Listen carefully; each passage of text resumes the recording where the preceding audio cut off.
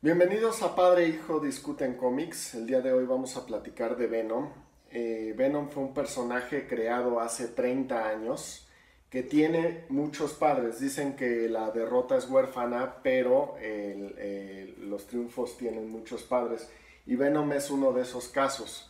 Porque originalmente, ¿cuál es la historia del traje? Bueno, fue creado por un fan. Ajá. Que mandó una foto con el traje negro. Bueno, mandó una idea.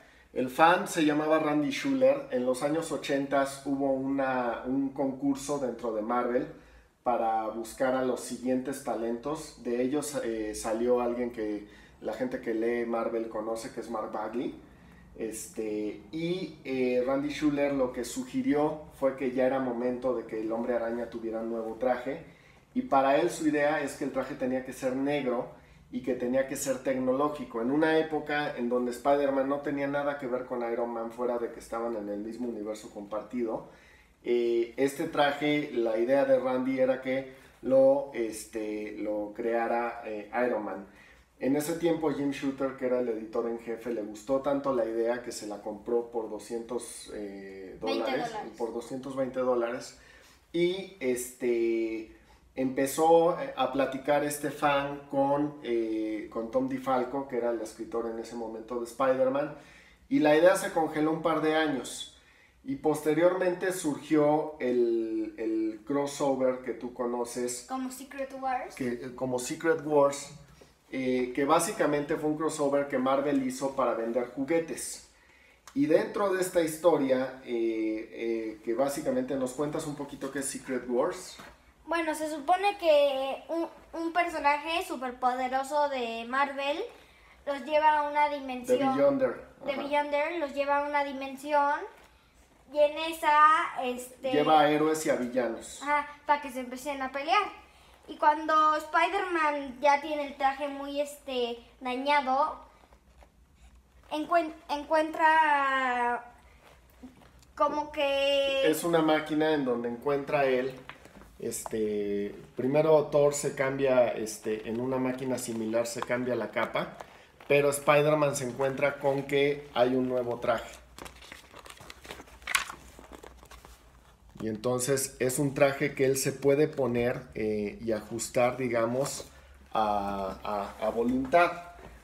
Y es curioso porque los primeros dibujos aparecieron, que aparecen del traje, se puede ver que no funcionaba como funciona ahora Venom en las caricaturas y en las películas.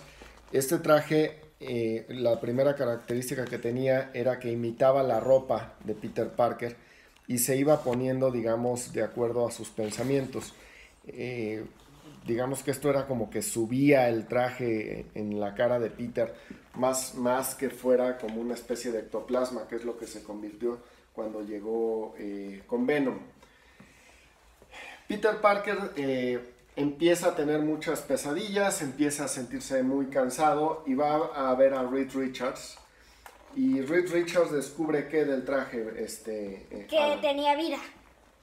El traje no es simplemente un traje, sino tiene vida y voluntad propia y eventualmente se va a juntar, digamos, con Peter Parker. Entonces, Reed Richards consigue o encuentra que a través del sonido, el sonido le molesta al traje y logra separar a Peter del traje, con lo cual lo deja guardado en el edificio Baxter, pero el traje eventualmente escapa y vuelve a acercarse a Peter Parker en la siguiente serie. Marvel tenía una serie que se llamaba Spider-Man Team Up, que canceló para dar lugar a Web of Spider-Man, y en esa serie el traje regresa y trata de poseer nuevamente a Peter Parker. Al final de esa historia nos encontramos con una imagen que hemos visto tanto en la versión de caricatura. Spider-Man se empieza a pegar con una campanada para que el simbiote se escape. Entonces, se pega varias veces y entonces ahí es cuando Bueno, de hecho, Spider-Man escapa, digamos, al campanario y la propia campana empieza a sonar, digamos, como cualquier campana de iglesia. Y eso hace que el traje, para empezar, debilita a Peter y Peter está a punto de morir. Y en uno de los últimos actos del traje, o lo que suponíamos uno de los últimos actos del traje, baja a Peter de la zona del campanario. Y aquí vemos en las últimas imágenes que el traje pues, se destruye.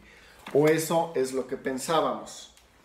Entra aquí el siguiente escritor que de hecho en esa época empezó a escribir Web of Spider-Man y posteriormente se volvió el escritor más importante o el escritor de la serie más importante de Spider-Man, que siempre ha sido Amazing Spider-Man, que es David Michelinie. Y empieza a escribir Web of Spider-Man y tiene dos escenas en donde Peter está un día esperando el metro de Nueva York y alguien lo empuja. Y vemos que son unas manos muy delgadas, porque la idea de David Michelinie es que el traje no iba a ser portado por Eddie Brock, iba a ser portado por una mujer que había sufrido la muerte de su... era una mujer que había estado embarazada y su esposo había muerto en una batalla de Peter Parker, de Spider-Man, y ella había perdido al niño, y ese iba a ser el origen de Venom. Luego llegaría que, decidieron que iba a ser un hombre. Jim Salicrup, que fue el editor. Y bueno, ese hombre, como ya mucha gente sabe, es Eddie Brock, que que su origen es porque él estaba investigando a un criminal que... ¿Cómo se llama, papá? El criminal es también de una de las historias de Peter David más conocidas y más violentas de la época, que fue El Devorador de Pecados. Es un personaje que durante 4 números no supimos quién era y Peter David lo que intentaba hacer con este personaje era llevar a Spider-Man al límite y ver hasta dónde era capaz de llegar a un superhéroe enojado. Pero efectivamente el involucramiento de Eddie Brock, ¿cuál sería?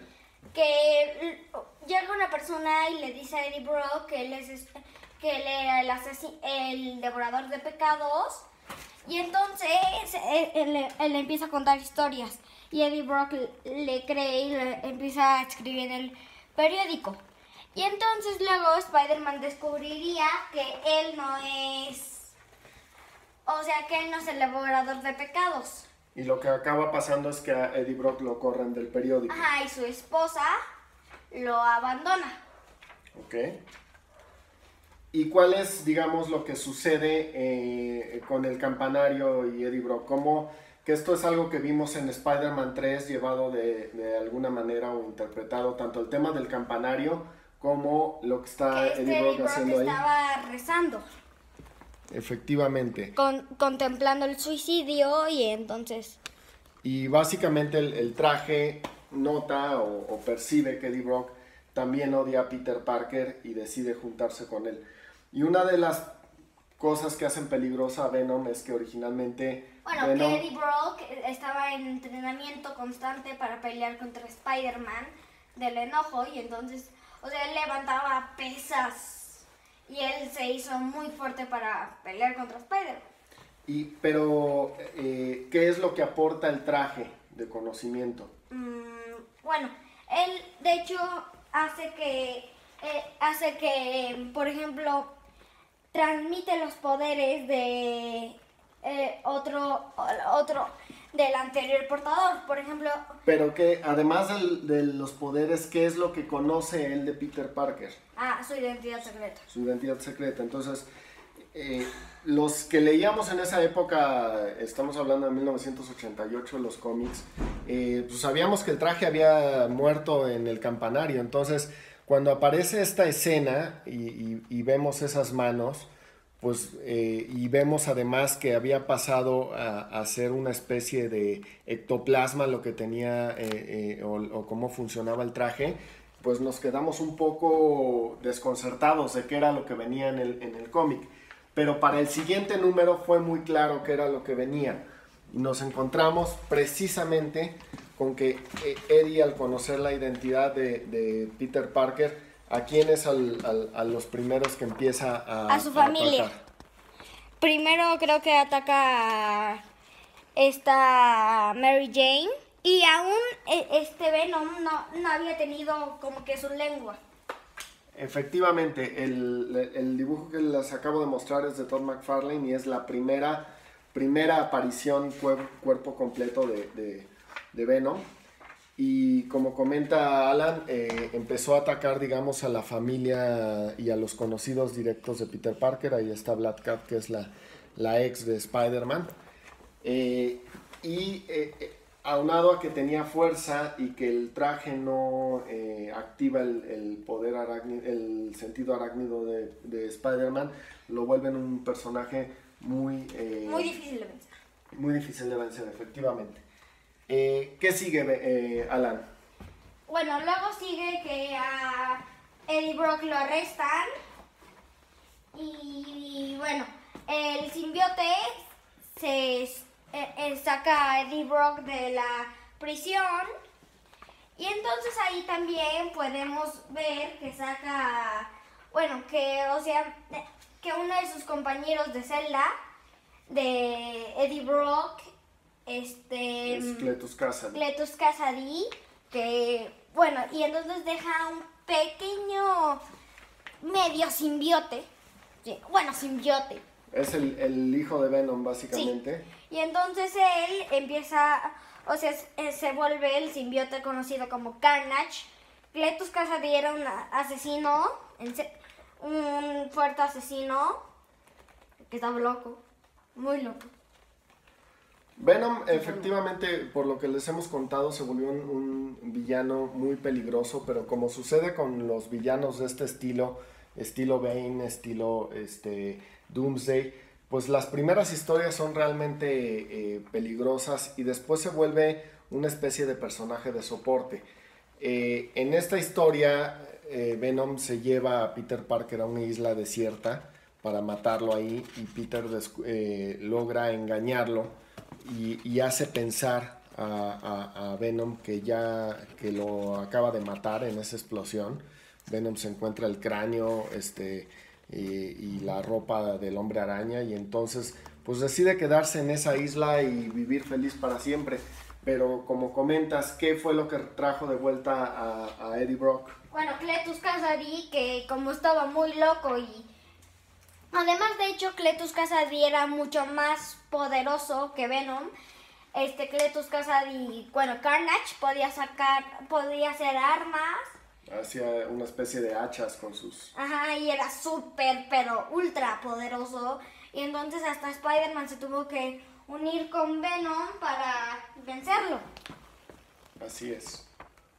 Y a partir de ahí es cuando Venom deja de ser esa personalidad tan agresiva y se vuelve el protector letal, que es más parecido a lo que vimos en la última película, porque pues en historias anteriores Venom había acabado con los guardias de la prisión y cuestiones así, pero poco a poco se fue diluyendo en un personaje que se vuelve más una especie de antihéroe que uno de los villanos más mortales del Hombre Araña.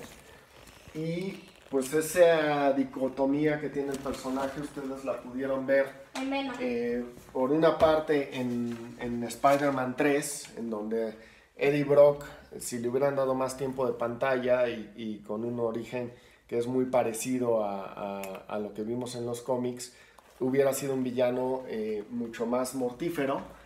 Y por otro lado está efectivamente la película de Venom. Que mucha gente se quejó porque no sale Spider-Man, pero sinceramente, le fue muy bien, bastante bien. Y pronto se le anunció la secuela. Así es. Que el villano podemos ver por la escena post-créditos que va a ser Cletus Kasady. Y en esos dos ejemplos, y de hecho en esta caricatura, que es la historia de Sam Raimi, Spider-Man 3 tiene, yo creo que básicamente él prefirió no leer los cómics y mejor se enfocó directamente en la caricatura de los años 90.